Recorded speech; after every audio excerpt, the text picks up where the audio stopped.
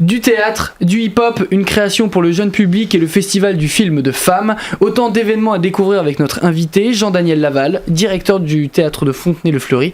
Bonsoir et bienvenue sur le MAG sur Sensation. Bonsoir, merci. L'histoire d'une transplantation cardiaque pour débuter, c'est Réparer les vivants, une adaptation du roman de Maëlys de Kerangal par Emmanuel Noblet. Votre fils est dans un état grave. Lors de l'accident, il a subi un traumatisme crânien. Et cette commotion violente a provoqué une hémorragie cérébrale. Simon était dans le coma à son arrivée à l'hôpital.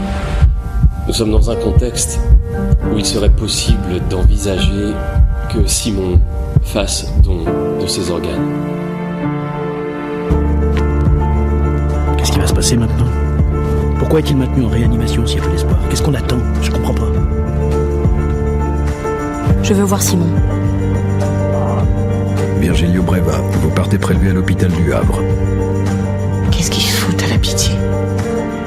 Je vous pose cette question car si la personne décédée, ici votre fils, Simon, n'a pas fait connaître son refus de son vivant, si elle n'a pas exprimé son opposition, il faut nous interroger ensemble et nous poser la question de son consentement. Attendez, du consentement à quoi ? Du consentement au prélèvement de ses organes afin de permettre des greffes.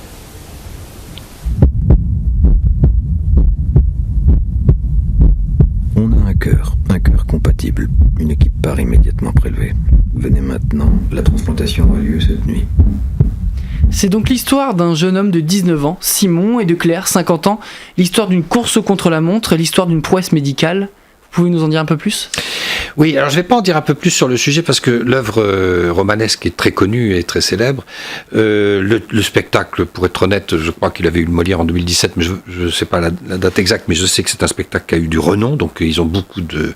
Le hasard fait que la fille qui le tourne est une fille qui a travaillé pour moi pendant 10 ans, donc ça m'a facilité les rapports, les discussions, les négociations.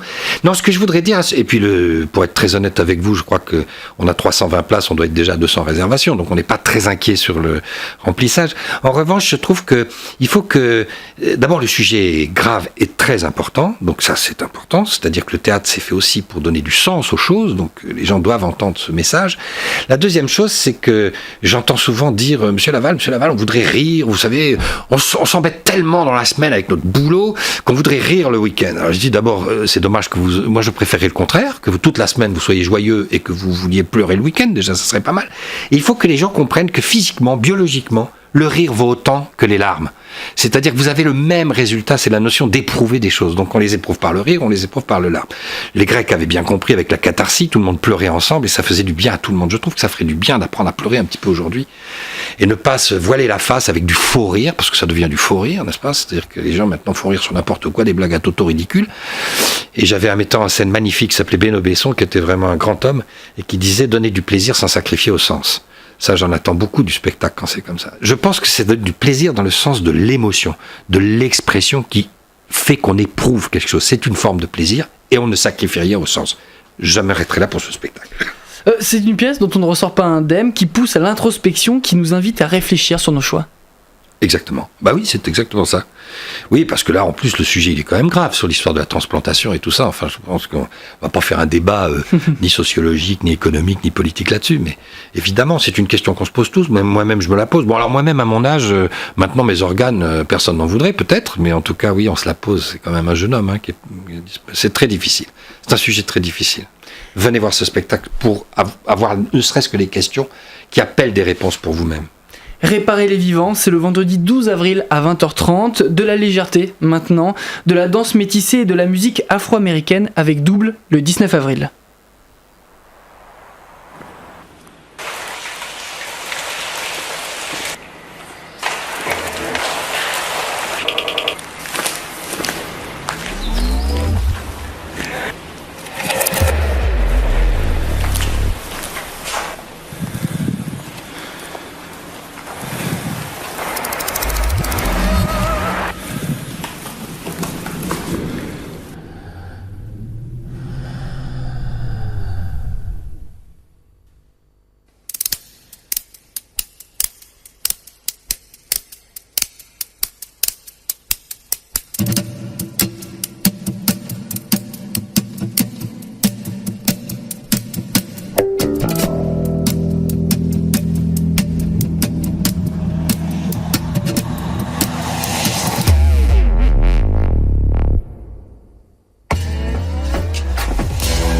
baby boy, run, run, baby boy.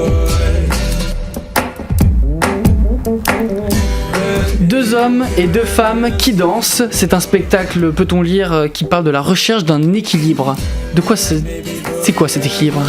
Oh, je pense, je veux pas leur faire affront là-dessus, mais je pense que ça c'est des mots de communication, parce que évidemment que la danse c'est toujours une recherche d'équilibre. Donc s'ils pensent nous faire découvrir ça à travers, non, je pense que c'est plus fort que ça. C'est surtout des rythmes, des tempos. J'avais un grand ami que je connais très bien, que j'ai mis en scène plusieurs fois, qui était étoile à l'Opéra de Paris. Il me disait toujours, tu sais, la danse c'est l'excellence ou rien du tout. Parce que c'est d'abord sur le corps et c'est pas juste se trimousser. C'est quand même créer dans l'espace des choses difficiles et notamment l'équilibre évidemment, puisque c'est toujours une recherche d'équilibre et de déséquilibre. En fait, c'est la lutte, c'est un peu comme la tragédie d'ailleurs, c'est assez beau, c'est-à-dire le désir de rester droit quand l'univers nous pousse à tomber. Donc c'est la lutte contre l'atmosphère, contre la pression atmosphérique et tout ça. Mais c'est plus que ça. D'abord, je crois qu'ils sont deux garçons, deux filles, hein, c'est ça que vous avez dit. Et je crois qu'ils sont musiciens en scène aussi, c'est-à-dire qu'ils font leur propre musique et tout ça. Et vous savez, moi, je dis je crois parce que je ne fais pas les voir, les spectacles. J'ai pas besoin. Ce sont des paramètres qui me font dire que c'est bon.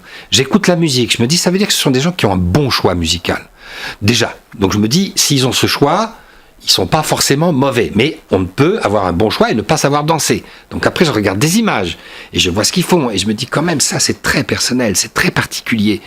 Et puis c'est un mouvement, encore une fois, comme les Canadiens, mais même aussi comme Cendrillon, c'est-à-dire qu'il y a quelque chose de... Oui, j'aime bien ces folklores, j'aime bien ces choses tribales, ancestrales. Enfin, quand on les voit danser, on est complètement bouleversé. Ça cartonne là, hein, les réservations, ça fond la caisse. Parce que d'abord, ils ont un teaser très très bon. La seule chose dangereuse, c'est si le teaser, comme les bandes annonces des cinémas, est meilleur que la pièce. Ça, je ne peux pas vous le dire, je ne l'ai pas vu. Mais je pense quand même que ça va le faire. Double, c'est le vendredi 19 avril à 20h30. On devait avoir un spectacle pour enfants avec Pierre Leloup. On n'écoutera pas d'extrait puisqu'il a été déprogrammé. En quelques mots assez simples. Oui, alors c'est pas forcément des quelques mots assez simples, c'est que justement, je voudrais expliquer aux gens que le théâtre de Fontenay, c'est un théâtre qui se veut vivant. Vivant, ça veut dire...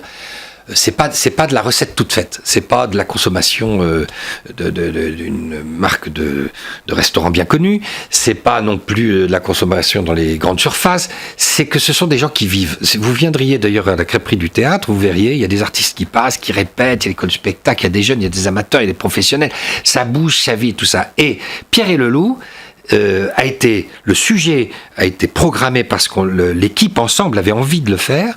Et puis le temps passant, il y a eu des petits accidents de planning, c'est-à-dire l'accordéoniste sur lequel on s'était appuyé pour le faire est devenu indisponible. Ça nous a retardé. Du coup, après, c'est le compositeur qui s'est retrouvé indisponible. C'est pour dire que c'est vivant. C'est-à-dire que c'est pas des gens qui sont là en disant voilà, bon, on fait cadrer, machin, on a la subvention, pof, pof, on est payé, terminé. Non, ce sont des gens qui vivent leur passion, qui vivent les choses en créativité.